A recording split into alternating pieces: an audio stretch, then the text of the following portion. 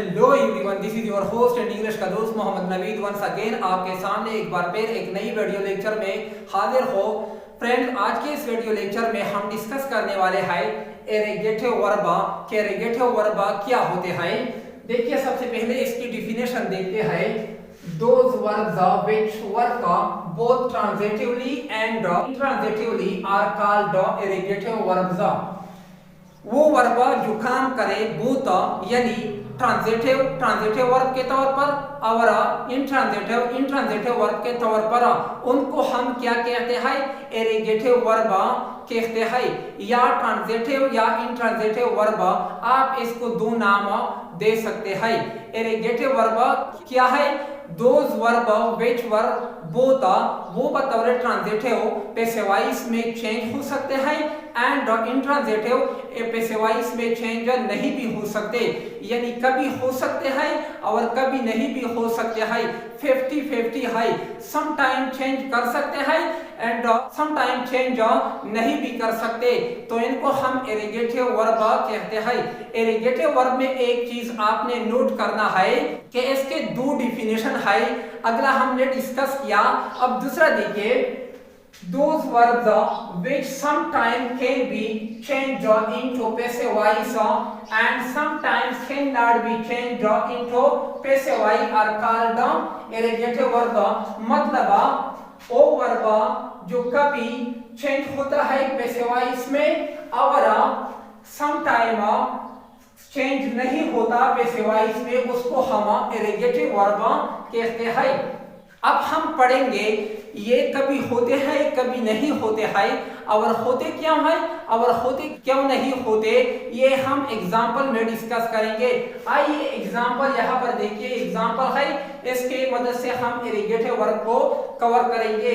सबसे पहला एग्जाम्पल है आई फ्लाई अ काइट। ये हमारा सेंटेंस जो है ये एक्टिव वॉइस में है, यानी एक्टिव वॉइस में इसको हम चेंज करते हैं पैसिव वॉइस में। यानी मैंने बताया कि इररिगेटिव वो वर्ब होता है जो काम करे बोथ ट्रांजिटिवली एंड इंट्रांजिटिवली, यानी और दूसरा मैंने आपको बताया कि ये कभी चेंज होता है पैसिव वॉइस में और कभी चेंज नहीं हो सकता पैसिव वॉइस में। तो यहाँ पर देखिए, यहाँ पर हम पहला एग्जांपल है आई फ्लाई अ काइट। यहाँ पर आई क्या है? आई एक सब्जेक्ट है। क्या है? एक सब्जेक्ट है। और फ्लाई क्या है? फ्लाई एक वर्ब है। क्या है? एक वर्ब है। अब यहाँ पर देखिए एक काइट क्या है? इस सेंटेंस में ऑब्जेक्ट है। जब ये मतलब ये फ्लाई क्या है? ये ट्रांजिटिव वर्ब है।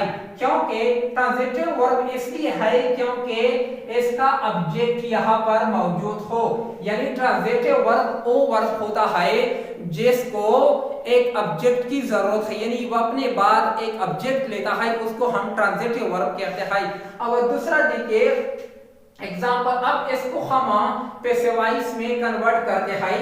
कैसे? तो सबसे पहले ये काइट ये ऑब्जेक्ट जो है इसको हम शुरू में लेकर आते हैं, यानी इससे सब्जेक्ट बनाते हैं। जो काइट यहाँ पर आ गया, यहाँ पर सब्जेक्ट बन गया, इस ऑब्जेक्ट से सब्जेक्ट बन गया। फिर अब यहाँ पर देखिए ये जो सेंटेंस है ये हमारा क्या है? प्रेजेंट इंडेफिनिट सेंटेंस है। अब प्रेजेंट इंडेफिनिट को हम चेंज करते हैं प्रेजेंट कंटीन्यूअस में। तो यहाँ पर प्रेजेंट कंटीन्यूअस का जो हेल्पिंग वर्ब है इज यहाँ पर मैंने लगाया। अब यहाँ पर इज मैंने क्यों लगाया? आर क्यों नहीं लगाया? इज इसलिए लगाया क्योंकि काइट जो है ये क्या है? ये सिंगुलर है। अगर यहाँ पर काइट की जगह कोई ऐसा वर्ड होता जो प्लूरल होता तो फिर इस की जगह हमने यहाँ पर आर यूज करता था। अब यहाँ पर काइट सिंगुलर है इसलिए हमने इस का यहाँ पर लगाया। अब देखिए फ्लाई, मैंने बताया कि फ्लाई क्या है? एक वर्ब है। किस तरह वर्ब है? Transitive verb. अब सब्जेक्ट, अब ये यहाँ पर वर्ब के बाद हमें और पैसिव वॉइस में वर्ब की थर्ड फॉर्म लगाने पड़ेगी। वो थर्ड फॉर्म क्या है? फ्लावर। ये क्या है? फ्लावर। ये फ्लाई से बन गया फ्लावर, क्योंकि ये एक्टिव वॉइस से पैसिव वॉइस में कन्वर्ट हो गया। अब ये वर्ब की थर्ड फॉर्म बन गया फ्लोन, फ्लाई से फ्लोन बन गया। ये इसके बाद बाई का इजाफा कम करते हैं।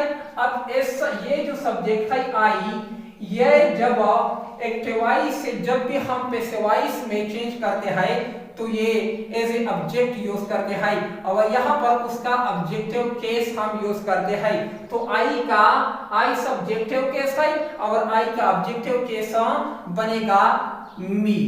तो हमारा सेंटेंस एक्टिव वॉइस से पैसिव वॉइस में चेंज हो गया, काइट इज फ्लोन बाय मी। तो ये सेंटेंस करेक्ट सेंटेंस है। अब दूसरा सेंटेंस देखिए, आई फ्लाई इन द एयर। अब देखिए यहां पर देखिए आई सब्जेक्ट, फ्लाई क्या है वर्ब है, इन यहां पर देखिए इन जो है ये एक प्रीपोजिशन है।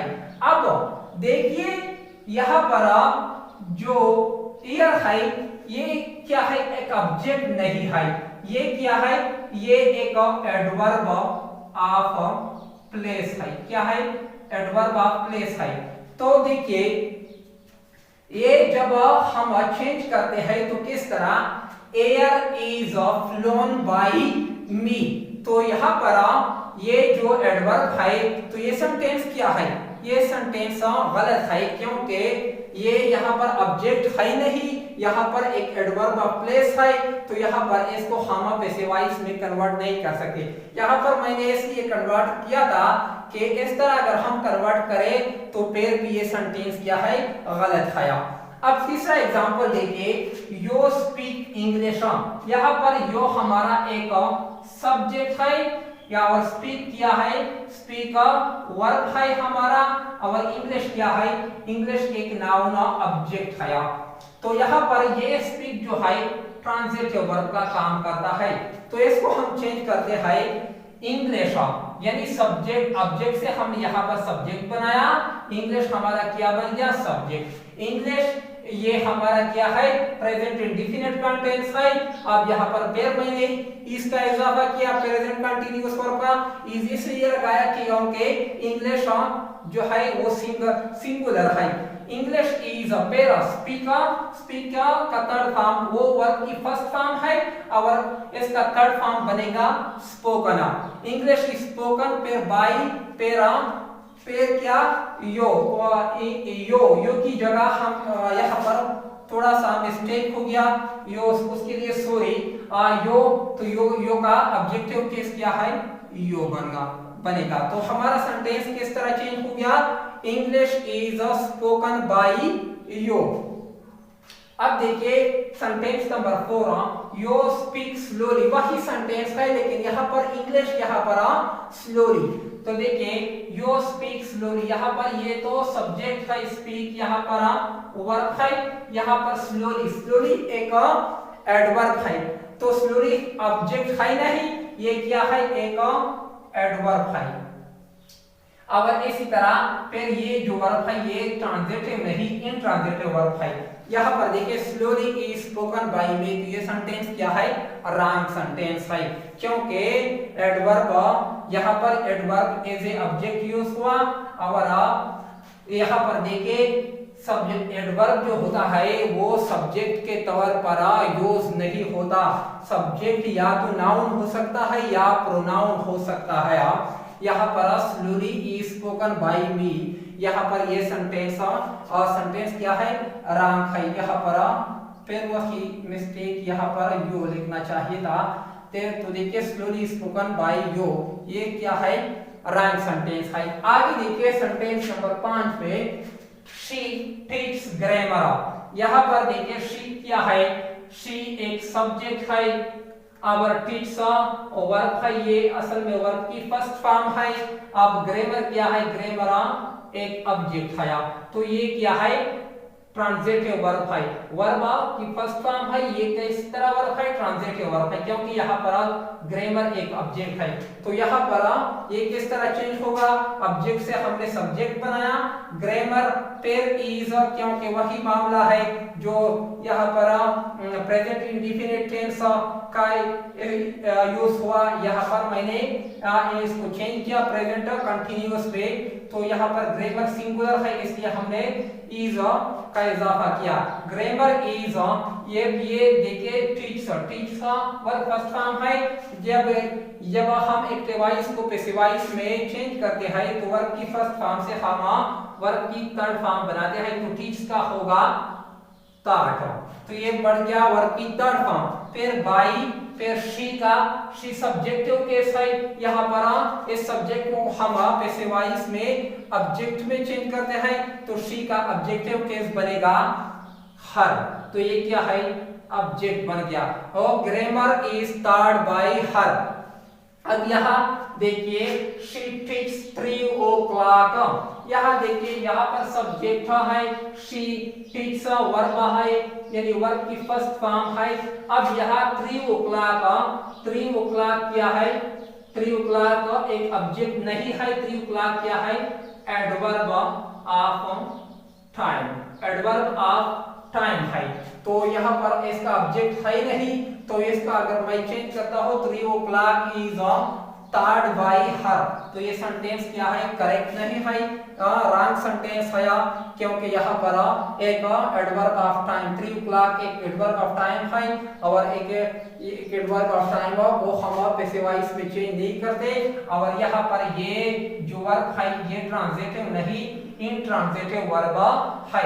तो उम्मीद करता हूँ कि आपको ये वीडियो लेक्चर पसंद आया होगा। अगर पसंद आया होगा तो हमारे चैनल CACA बनो को सब्सक्राइब भी करें और साथ ही बेल वाले आइकन को भी हिट करें, क्योंकि हमारी नई आने वाली जितनी भी वीडियो की नोटिफिकेशन है वो आपको टाइम पर मिलते जाए। और मिलते हैं नेक्स्ट वीडियो लेक्चर में, तब तक के लिए मुझे इजाजत दे, बाय बाय।